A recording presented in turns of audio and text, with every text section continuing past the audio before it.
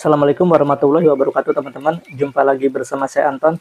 Masih di pembahasan soal P3K keperawatan. Yuk langsung saja kita belajar di soal yang pertama.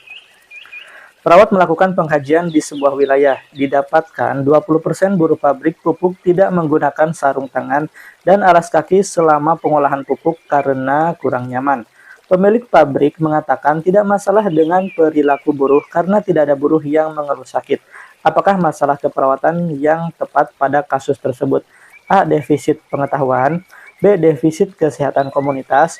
C. Kesiapan manajemen kesehatan. D. Perilaku kesehatan cenderung beresiko. Atau E. Kesiapan peningkatan coping komunitas. Kira-kira yang mana teman-teman jawabannya? Di sini sudah terdapat perilaku maladaptif dari suatu komunitas, tetapi belum timbul masalah kesehatan. Maka jawabannya adalah perilaku kesehatan cenderung beresiko. Oke. Jadi kita bahas ya teman-teman. Data fokus pada soal ini adalah 20% buruh pabrik pupuk tidak menggunakan sarung tangan dan alas kaki selama pengolahan pupuk karena kurang nyaman. Pemilik pabrik juga mengatakan tidak masalah dengan perilaku buruh karena tidak ada buruh yang mengeluh sakit. Data ini sesuai dengan masalah keperawatan perilaku kesehatan cenderung berisiko. Perilaku kesehatan cenderung berisiko merupakan hambatan kemampuan dalam mengubah gaya hidup atau perilaku untuk memperbaiki status kesehatan. Tanda dan gejalanya yaitu gagal melakukan tindakan pencegahan masalah ya, seperti tidak menggunakan sarung tangan dan alas kaki selama pengolahan pupuk. Penyebabnya adalah ketidakadekuatan dukungan sosial, seperti pemilik pabriknya yang mengatakan tidak masalah dengan perilaku buruh karena tidak ada buruh yang mengeluh sakit. Kalau defisit pengetahuan itu sudah terjadi masalah, tetapi komunitas tersebut tidak tahu cara mengatasinya. Kemudian kalau defisit kesehatan komunitas itu nanti ada dibahas di soal berikutnya ya. Kalau kesiapan manajemen kesehatan dan kesiapan ya, ini kesiapan itu ditandai dengan perilakunya itu yang cenderung positif ya teman-teman. Jadi misalnya menggunakan masker dan menggunakan sarung tangan, itu berarti kesiapan. Baik, kita ke soal berikutnya. Seorang perempuan berusia 38 tahun pos kecelakaan lalu lintas dengan open femur sinistra dengan perdarahan aktif ya. Pasien mengeluh lemas dan merasa pusing, GCS-nya kompos mentis. Hasil pemeriksaan tanda-tanda vital, tekanan darah 100/60 mmHg, frekuensi nadi 88 kali per menit, frekuensi napas 23 kali per menit. Hasil pemeriksaan HB-nya 8 mg per desiliter. Dokter menganjurkan pemberian transfusi PRC 250 cc. Hal yang harus diperhatikan perawat sebelum memberikan transfusi darah pada pasien adalah A. Mencocokkan golongan darah dengan golongan darah donor.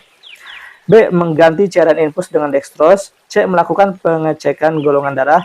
D. Memasang transfusi. Atau E. Monitor tanda-tanda vital. Kira-kira yang mana teman-teman jawabannya? Jawabannya adalah mencocokkan golongan darah klien dengan golongan darah donor ya. Jadi sebelum kita memberikan transfusi darah pada pasien, perawat harus teliti dengan mencocokkan golongan darah dengan darah donor untuk memastikan darah yang akan diberikan pada pasien itu sesuai. Produk yang keliru akan menimbulkan respon alergi, bahkan sampai shock anafilaktik yang akan sangat berbahaya bagi pasien, bahkan dapat menimbulkan kematian. Baik, kita ke soal berikutnya teman-teman.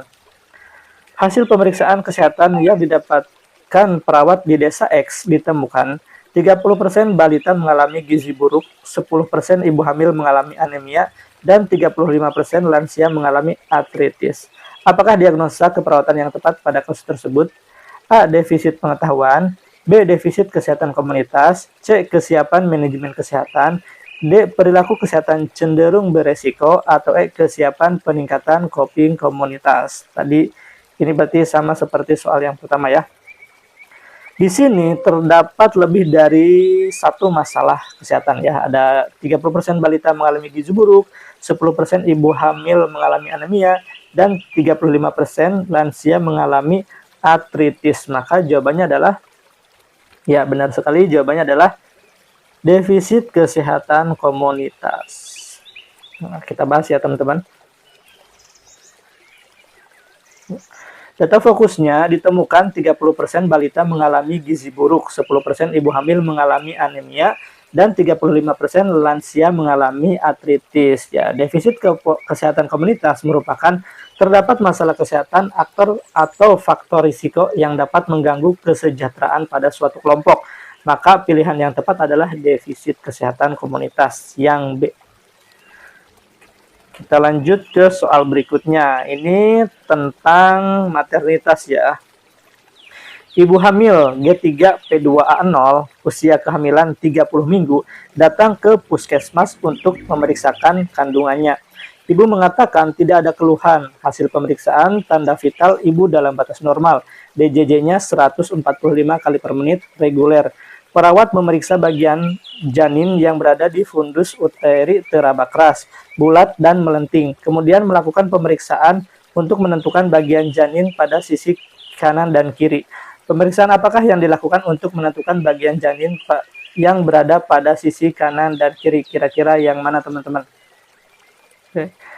Di sini perawat sudah memeriksa bagian atas janin yang berada di fundus uteri ya, teraba keras, bulat, dan melenting. Ini masuk ke Leopold 1 ya.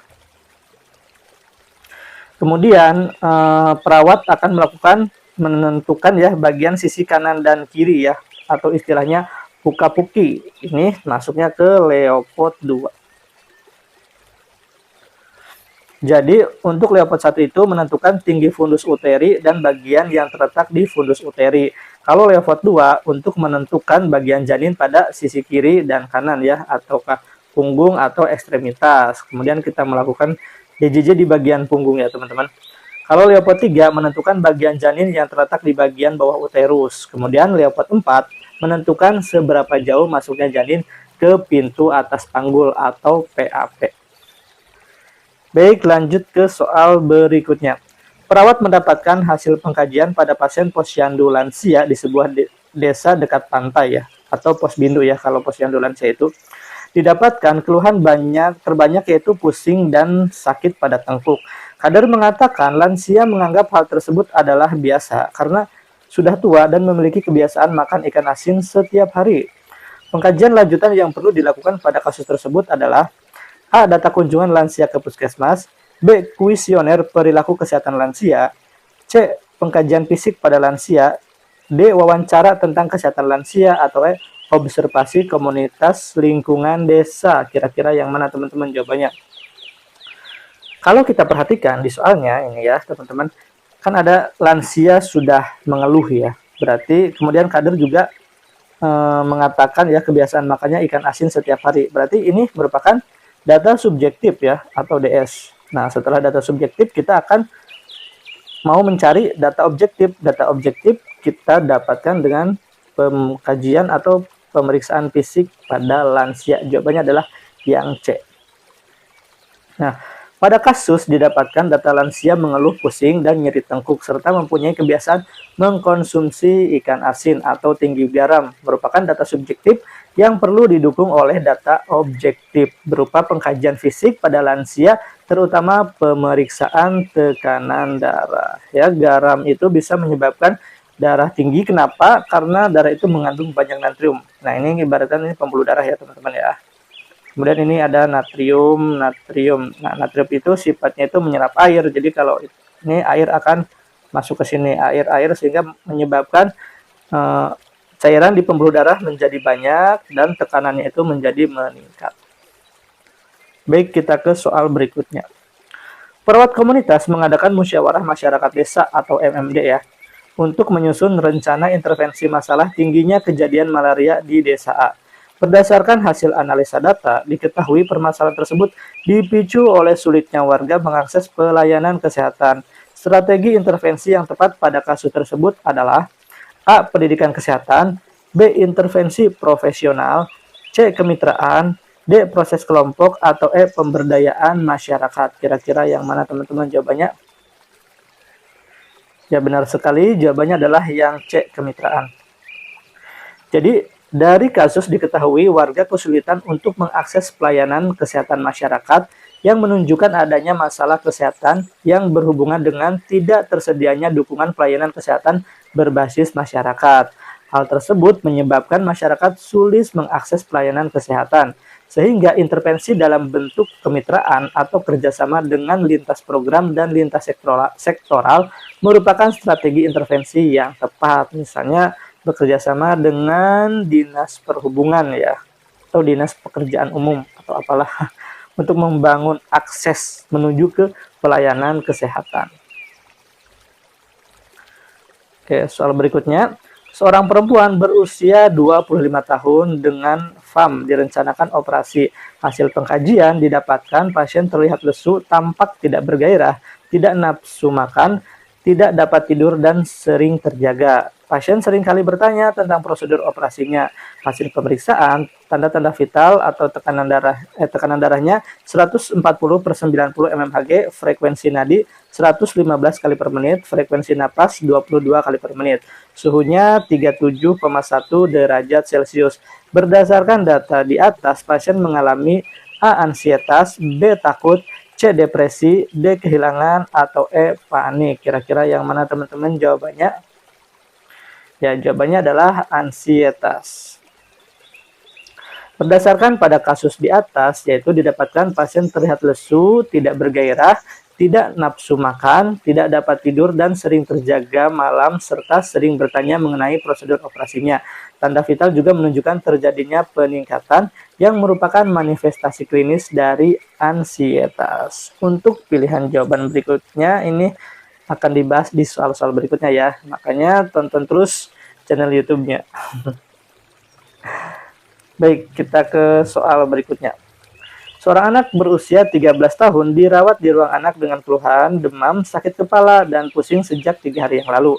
Pada saat perawat memberikan terapi, keluar darah dari hidung pasien, dan pasien tampak panik. Apakah tindakan utama yang dilakukan pada pasien tersebut? A. Posisikan pasien terentang sambil menutup hidung. B. Minta pasien duduk sambil tengadah kepala. C. Posisikan pasien posisi duduk ya sambil menutup hidung dengan kasa. D. Posisikan pasien posisi lateral dengan menutup hidung. Atau E. Minta pasien terentang dengan bantal di punggung. Kira-kira yang mana teman-teman jawabannya? Ya, benar sekali, jawabannya adalah yang C. Posisikan pasien pada posisi duduk sambil menutup hidung dengan kasa ya. Tindakan utama yang dilakukan oleh perawat pada pasien dengan epitaksis adalah posisikan pasien pada posisi duduk sambil menutup hidung dengan kasa. Dengan posisi duduk, besarnya tekanan darah dalam pembuluh darah dan hidung akan berkurang. Hal tersebut akan mengurangi perdarahan. Posisi duduk juga dapat mencegah darah tertelan yang dapat mengiritasi lambung ya atau saluran pencernaan, dan mencegah darah masuk ke dalam paru-paru yang dapat menyebabkan aspirasi atau sesak napas. Baik teman-teman, itu saja yang bisa saya sampaikan pada video ini. Semoga bermanfaat dan sukses untuk kita semua. Saya pamit. Wassalamualaikum warahmatullahi wabarakatuh.